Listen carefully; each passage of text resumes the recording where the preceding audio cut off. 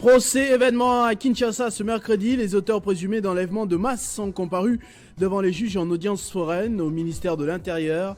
S'ils sont condamnés, ils risquent entre 20 ans de prison et la peine de mort. Le président sud-africain Cyril Ramaphosa séjourne à Kinshasa pour 48 heures. Il s'agit d'une visite dans le cadre de la 12e session de la Grande Commission Mixte RDC-Afrique du Sud. Dans un communiqué de presse rendu public ce mercredi, la Fédération Wallonie-Bruxelles affirme participer avec enthousiasme au 9e jeu de la francophonie à Kinshasa. Une vingtaine d'artistes vont faire le déplacement pour honorer son partenaire historique, la RDC. Mesdames et messieurs, bonsoir. Audience foraine ce mercredi au siège de la territoriale. Les présumés kidnappeurs, assistés par leurs avocats, sont jugés en procédure de flagrance. Témoignages des victimes et arguments de la partie défenderesse sont au rendez-vous. Selon la loi, ces présumés malfrats risquent jusqu'à 20 ans d'emprisonnement, voire une peine à perpétuité. Christian Kalangi était de la partie pour le compte de Télé 50. C'est en présence du patron de la territoriale que l'audience publique de ce mercredi a eu lieu au siège du ministère de l'Intérieur. Les présumés kidnappeurs, récemment tombés dans le filet de la police, répondent de leurs actes devant les juges du tribunal de grande instance qui siègent en procédure de flagrance. Au total, 4 griefs ont été retenus contre eux, parmi lesquels association des malfaiteurs, enlèvement des personnes, assassinat et vol avec violence. Au cours de cette audience, les avocats de la partie civile ont dit attendre des sanctions exemplaires contre toutes ces personnes. Selon la loi, ces malfrats risquent jusqu'à 20 ans de prison ferme, voire une peine à perpétuité. L'audience va se poursuivre ce jeudi et la sentence pourrait tomber dans les 2 jours qui suivent. Kinshasa habite du 28 juin au 6 juillet les travaux de la 12e session de la Grande Commission Mixte RDC-Afrique du Sud. Les activités ont débuté par la réunion des hauts fonctionnaires. Ce mercredi 5 juillet, le président sud-africain Cyril Ramaphosa est arrivé à Kinshasa pour une mission de 48 heures selon la présidence de la République.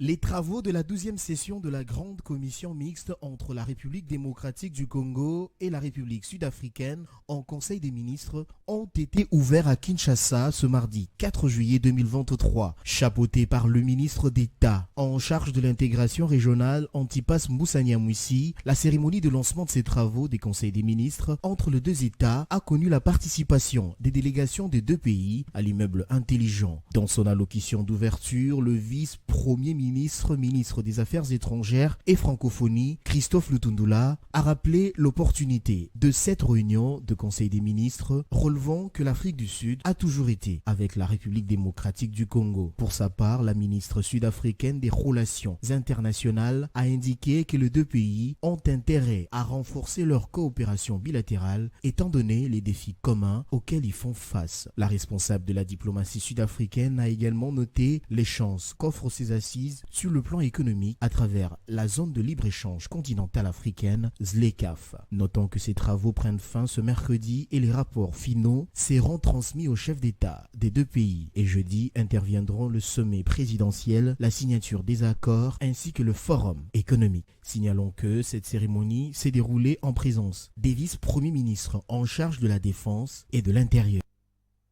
La RDC et la République sud-africaine s'activent pour poursuivre la coopération bilatérale dans les secteurs des transports. Ce mercredi 5 juillet, les ministres des Transports de la RDC et de la RSA ont eu une importante séance de travail à Kinshasa dans le cadre de la tenue des travaux du sommet mixte RDC-RSA justement. Marc Ekila Likombo et Sinditue Shikunga s'engagent notamment à collaborer dans le chantier de la réhabilitation et certification des aéroports congolais. À la suite des recommandations issues des travaux du 12e sommet de la Grande Commission Mixte RDC-Afrique du Sud du 3 au 6 juillet à Kinshasa, le ministre congolais des Transports, Marc Ekila Likombo, a échangé avec son homologue sud-africaine, Sinditue Shikunga, en présence de l'ambassadeur congolais en Afrique du Sud, Fidel Moulaja Binene, et des dirigeants des entreprises du secteur de transport. Cette séance de travail mixte a porté sur les relations bilatérales dans les secteurs des transports aériens notamment. Ensemble, ils ont insisté sur la nécessité de signer des accords bilatéraux pour le partage d'expériences, en plus de la révisitation des accords existants qui devraient être relancés. Démarche relative à la reconduction des accords que nous avons signés récemment. Moi, je ne trouve aucun inconvénient pour pouvoir faire déjà ne fût-ce que voir un chronogramme. La partie sud-africaine s'est proposée d'aider la RDC à renforcer la sécurité des aéroports et proposer le modèle économique de guichet unique plus rentable pour la RVA. La ministre sud-africaine a plaidé pour le déblocage du port sec de Kasumbalesa afin de faciliter l'intégration régionale et l'échange des marchandises dans la sous-région en améliorant les services sur place pour la fluidité du trafic. De son côté, Marc Ekila s'est dit disposé à travailler avec les partenaires sud-africains dans le vaste chantier de la réhabilitation et certification des aéroports congolais, mission lui assignée par le chef du gouvernement Jean-Michel Samalou Kondé. Pour ce faire, le patron de transport a proposé et obtenu la mise en place d'une commission mixte du secteur des transports aériens en vue de préparer la signature des accords. Prochain rendez-vous le 2 août en Afrique du Sud pour un atelier de remise à niveau, occasion pour les deux parties de finaliser leurs engagements. Parlons 9e jeu de la francophonie, contrairement aux folles rumeurs relayées dans les réseaux sociaux au sujet d'un probable retrait de la Fédération Wallonie-Bruxelles après celui certifié par le Canada à ces jeux. Catherine Brisley a fait une mise au point ce mercredi. Face à la presse réunie au centre Wallonie-Bruxelles de Kinshasa, la déléguée générale de cette institution a réaffirmé la participation de leurs compétiteurs culturels et son accompagnement pour le bon déroulement de cet événement international. Ce point de presse a coupé court à la rumeur qui faisait état sur le retrait de la Fédération Wallonie-Bruxelles au 9e jeu de la francophonie. Catherine Brailly, déléguée générale de la délégation générale de Wallonie-Bruxelles, a à cet effet éclairé l'opinion. La Fédération Wallonie-Bruxelles participe bel et bien au 9e jeu de la francophonie de Kinshasa. Elle participe avec enthousiasme. Nous serons présents. Cependant, la Fédération Wallonie-Bruxelles ne s'affichera que dans certaines disciplines artistiques suite à certaines contraintes spécifiques révélées lors de la visite à Kinshasa du Comité international des Jeux. Elle participe aux épreuves de littérature nouvelle, peinture, chanson, danse de création, hip-hop. Si on ne participe pas au niveau sportif, c'est qu'au moment en fait, où l'administration générale des sports de la Fédération Wallonie-Bruxelles, mais aussi toutes les fédérations étrangères, ont été invités, c'est-à-dire le 9 et 10 juin, pour voir les infrastructures. À ce moment-là, ils ont pu constater qu'elles n'étaient pas dans l'état suffisant que pour que les athlètes puissent pratiquer leur sport de manière suffisante. Est-ce que la délégation Wallonie-Bruxelles aurait-elle subi une forme de pression pour se présenter à ces Jeux? Catherine Brailly rejette en bloc et précise. Évidemment, on n'a eu aucune pression pour les actes. Bien que concurrente à ces Jeux, la délégation Wallonie-Bruxelles s'illustre toutefois comme un fidèle partenaire culturel de la RDC par son accompagnement à l'endroit des artistes congolais dans le cadre de leur préparation. Le vice-gouverneur du Nord Kivu, le général Romy Ekuka, a échangé mercredi à Goma avec les pêcheurs venus des pêcheries œuvrant dans les territoires de Lubero, Beni et Rutshuru. C'était pour solliciter l'implication des autorités provinciales sur la problématique de la gestion du lac Édouard, où l'Institut congolais pour la conservation de la nature est accusé d'avoir imposé un port obligatoire des plaques d'immatriculation. Les discussions entre les vice-gouverneurs du Nord Kivu, le général Romy Ekuka, et les comités des pêcheurs venus de Vichumbi, Nyakakoma, Kiavinyonge, Kamandiport et Kassindiport ont tourné autour de la problématique de la pêche sur le lac Édouard. La fois passée, on a été ici, c'était au mois de septembre le 14, on s'est vu avec le gouverneur.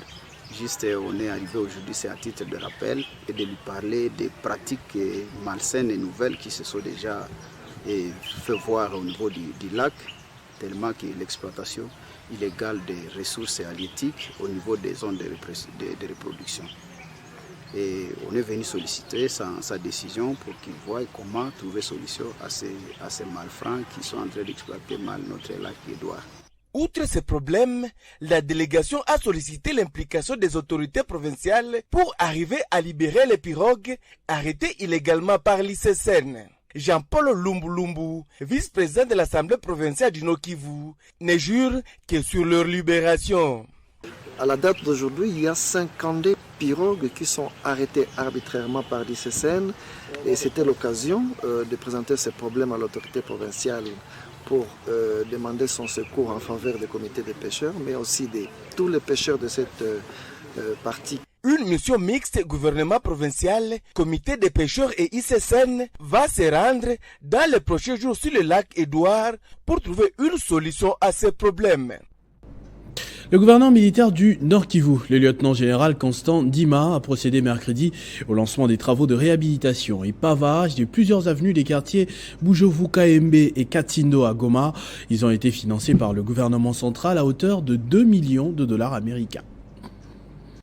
Ces travaux lancés sur avenue Boulenguera au quartier Bujovu à Goma par le gouverneur militaire du Nord Kivu consistent au pavage de 5,344 km sur différentes avenues des quartiers Bujovu, Kaembe, dans la commune de Karisimbi, quartier Les Volcans et Katindo dans la commune de Goma. Le lieutenant-général Constant Ndima précise qu'une fois ces axes routiers réhabilités, ils pourront contribuer au désenclavement. Les travaux qui sont lancés ces jours et qui seront réalisés dans un délai contractuel de 6 mois ne sont pas un acte isolé. Ils rentrent dans le cadre du vaste programme du gouvernement de la République qui consiste à moderniser les voiries urbaines en province du Nord Kivu. La prise en charge financière est du trésor public pour une enveloppe de plus de 2 millions de dollars américains, rassure le directeur provincial de l'Office des voiries et drainage Timothée Soumaïli. Au nom de mon directeur général, ingénieur Victor Toumbatikela, veuillez recevoir nos encouragements.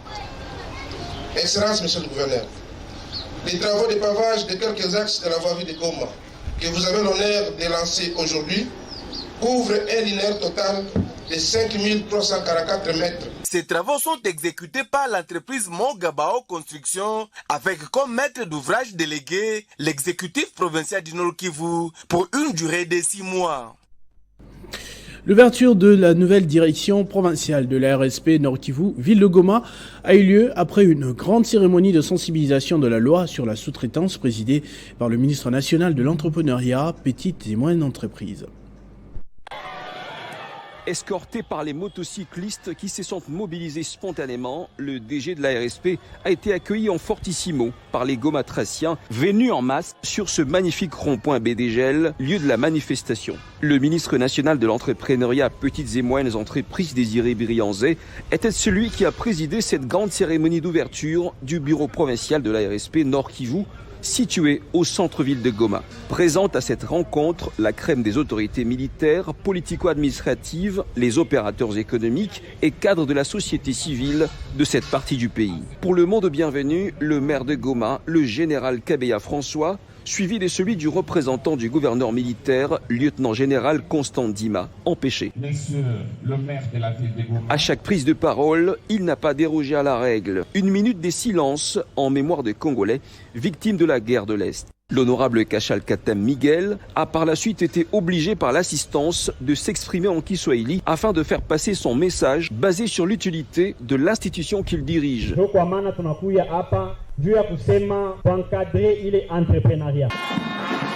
Prenant la parole, les patrons des PME a par ailleurs démontré qu'à travers la sous-traitance, un vent de développement va sans nul doute souffler au Nord Kivu, comme le souhaite le président de la République, qui milite d'ailleurs pour pacifier l'Est de la RDC. Après plusieurs interventions, des mots, des circonstances, le ministre des PME va pouvoir couper les rubans symboliques pour justement lancer les activités de la sous-traitance, les activités de la RSP, ici dans la ville de Goma, province du Nord Kivu.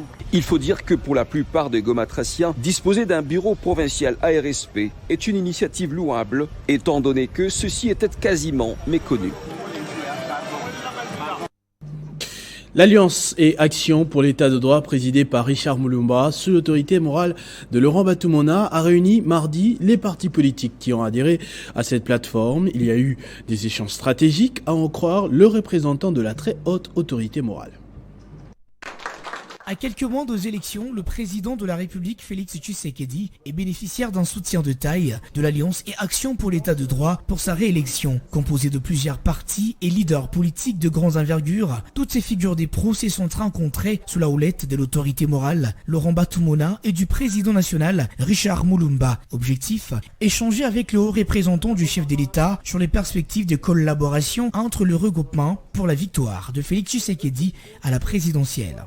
Nous sommes venus ici pour rencontrer le haut représentant du chef de l'État, pour évoquer avec lui des perspectives de collaboration qui doivent exister entre tous les regroupements qui soutiennent le président Félix-Antoine Tshisekedi ainsi que sa réélection.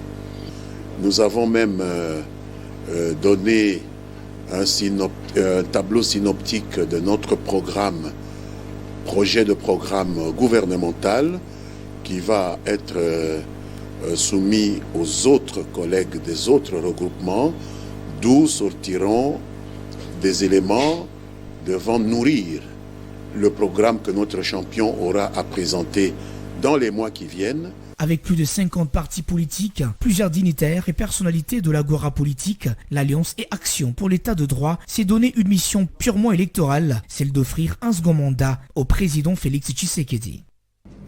L'association Ce Maintenant de Aurélia Mendes Zimbi était en action sur terrain. C'est à Pacajuma que toute l'équipe s'est rendue en vue de palper du doigt les réalités des femmes et jeunes filles tout en proposant des solutions adéquates.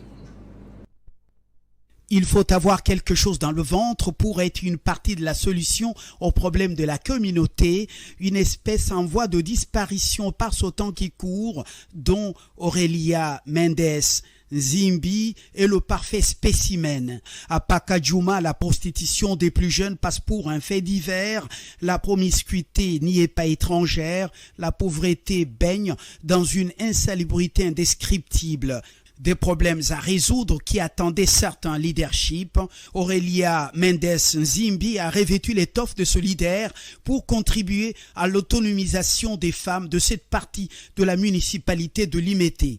L'association dénommée C'est Maintenant, mise en place depuis 2017, s'est fixée entre autres objectifs promouvoir la réinsertion sociale des femmes et jeunes filles mères par une autonomisation substantielle et la lutte contre la délinquance et la prostitution juvénile. Et pour ce faire, l'association C'est Maintenant organise des formations de renforcement des capacités, des campagnes, des sensibilisations à l'hygiène, à la santé et à la salubrité, sans jamais oublier la mise en place des activités génératrices des revenus. L'engagement d'Aurélia Mendes Zimbi est là.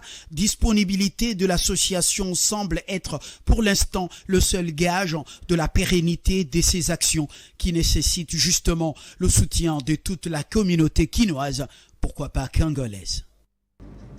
Dans le souci d'apporter la solution au problème de l'électricité dans son bastion, Papi Epiana, questeur de l'Assemblée provinciale de Kinshasa et élu de la capitale, a procédé à une descente sur terrain pour s'imprégner personnellement de la situation.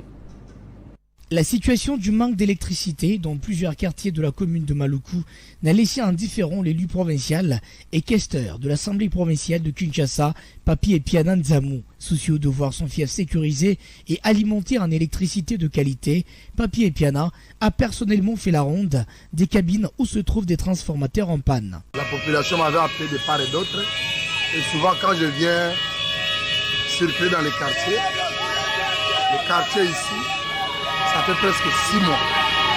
Et puis le groupe était tombé en panne et la transformateur, la SNEL avait récupéré le transport pour aller réparer jusqu'à nos jours, pas de suite. Je venais aussi visiter la cabine 7, état 7. Ici nous sommes Mas, village Maes. À l'état 7 aussi la même chose. Je dois suivre les autorités avec l'État, la situation sera rétablie.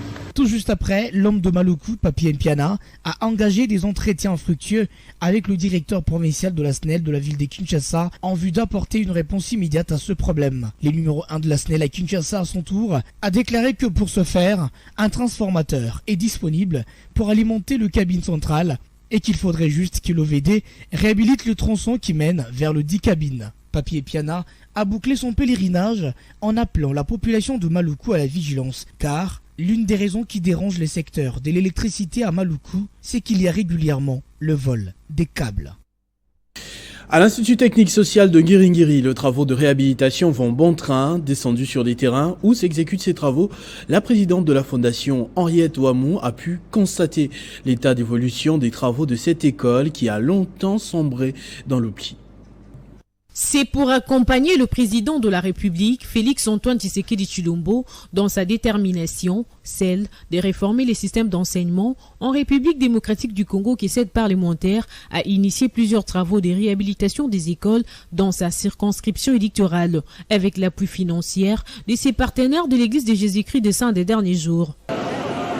En visite d'inspection à l'Institut technique social d'Ngiringiri, le Ludofuna Henriette Ouamou, parce que c'est d'elle qu'il s'agit, a martelé sur la qualité de travaux et au respect des délais. Au total, 18 salles de classe, 2 bureaux, 12 blocs sanitaires, les installations électriques et les murs de clôture seront réhabilités, expliquent les techniciens de l'entreprise chargés de l'exécution. Sur notre arrivée, on a pu constater qu'on devrait au fait renforcer la charpente et faire la pose de la couverture. De son côté, le secrétaire de l'ITES Ngiringiri s'est réjoui.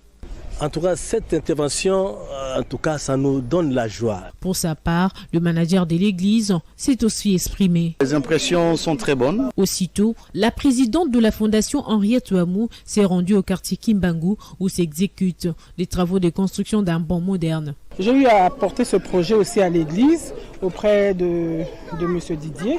Et donc, heureusement, le projet, en tout cas, a intéressé M. Didier parce qu'eux, ils aiment souvent aider la communauté. Et c'est comme ça que ce projet a été accepté par l'église de Jésus-Christ des Saints des derniers jours. Un très durable qui pourra faire passer et les véhicules et même des camions de plus de 10 tonnes. Des travaux appréciés par le manager de l'église de Jésus-Christ des Saints des derniers jours. Les qualités des entreprises que nous avons choisies démontrent qu'il y a un bon travail qui est fait. Et la population bénéficiaire a promis d'être reconnaissante envers leurs bienfaitrices. La Société nationale de loterie a organisé ce mercredi la cérémonie de remise du gros lot de plus de 56 millions de francs congolais aux heureux gagnants de la course de vendredi 30 juin 2023. Tenus au siège du bâtiment administratif, les gagnants ont respectivement obtenu leur chèque symbolique devant les publics et les agents et cadres de cette société. Encore un grand événement au siège de la Société nationale de loterie, Sonal SA. Après le gagnant de plus de 30 millions de francs congolais, à ce jour, deux nouveaux gagnants du gros lot ont obtenu leur chèque évalué dans l'ensemble à 56 343 900 francs congolais. Jouer, c'est gagner avec le PMI de la Sonal SA, une activité tenue en présence du bourgmestre de la Gombe, du PCA de la Sonal, l'ADG et l'ADG adjoint. De ces faits, Madame Claude Solange Tibakayowa, tout en félicitant les gagnants, invite les nombreux parieurs à saisir leur chance. La présente cérémonie est une symbolique qui nous offre l'opportunité de prouver à la face de l'opinion tant nationale qu'internationale que miser auprès de la Sonal SA est une garantie de gains auxquels on a rêvé et qui s'est réalisé heureusement ces jours. Car jouer à la Sonal, la Société nationale des loteries, est une preuve de patriotisme, une preuve de nationalisme. Et c'est participer à l'émancipation des œuvres sociales, l'une des destinations, que dis-je, l'une des allocations de recettes qui nous arrivent de glaner de temps en temps. 20 159 600 francs congolais pour Kaputuchi Manga Papi et 28 183 900 francs congolais pour Mboulou Bobo, la joie exprimée. Sonal est la société Mongo pour la biso barrière. Donc, chez nous, il y a 50 millions. Mais pas Sonal au Zoan. Donc, on a se retrouvé dans le la valeur à 13 000 $. Oui. La Sonal SA dispose d'une panoplie de jeux qui permet aux parieurs de tirer leur épingle du jeu, pouvant leur apporter des jackpots rêvés. Le mouvement international des femmes dynamiques d'Afrique que dirige Mami Moujani Freebox va procéder le samedi 8 juillet prochain à la remise des brevets aux femmes leaders qui ont suivi une série de formations en entrepreneuriat féminin qu'il organise depuis le mois de mars. Et c'est la salle des spectacles du Palais du Peuple qui servira de cadre à cette cérémonie. La femme est capable. Oui, je suis capable. Dans sa mission de promouvoir l'entrepreneuriat féminin à travers son concept Masolo Yabamaman, le mouvement international des femmes dynamiques d'Afrique que dirige Mami Moujani Freebox, dans son rôle d'incubateur, a initié depuis le 25 mars de cette année une série de formations de ses membres sur l'entrepreneuriat positif. Des femmes et jeunes filles entrepreneurs ont reçu des connaissances générales théoriques et pratiques nécessaires permettant de quitter le secteur informel vers le formel par la maîtrise de la notion de la création et gestion des groupements d'intérêt économiques. Notre mouvement est aujourd'hui partout en République démocratique du Congo, en Afrique et dans le monde. Nous savons que la maman congolaise a beaucoup de capacités. Elle est créative, mais ce qui lui manque, c'est les soutiens. Et MIFDA est là pour vous aider, notamment à travers toutes ces connaissances que nous vous transmettons. En tout, 500 femmes et 100 jeunes filles ont suivi cette série de formations. Et pour toutes celles qui ont réussi au test d'évaluation, MIFDA va procéder le samedi 8 juillet prochain à la remise des brevets dans la salle des spectacles du Palais du Peuple. L'objectif pour MIFDA, qui va poursuivre avec ces formations, est de sensibiliser la femme à s'impliquer activement dans le développement de la RDC. Ce journal est terminé. Je vous en rappelle tout de suite les principaux titres. Procès événement à Kinshasa ce mercredi. Les auteurs présumés d'enlèvement de masse sont comparus devant les juges en audience foraine au ministère de l'Intérieur. S'ils sont condamnés, ils risquent entre 20 ans de prison et la peine de mort. Le président sud-africain Cyril Ramaphosa séjourne à Kinshasa pour 48 heures. Il s'agit d'une visite dans le cadre de la 12e session de la Grande Commission Mixte RDC Afrique du Sud. Dans un communiqué de presse rendu public ce mercredi, la Fédération Wallonie-Bruxelles affirme participer avec enthousiasme au 9e jeu de la francophonie à Kinshasa. Une vingtaine d'artistes vont faire le déplacement pour honorer son partenaire, la RDC. À tous et à toutes, merci de votre attention soutenue. Restez fidèles au programme de votre chaîne Télé 50. Vivez heureux, vivez 100 ans, mesdames et messieurs.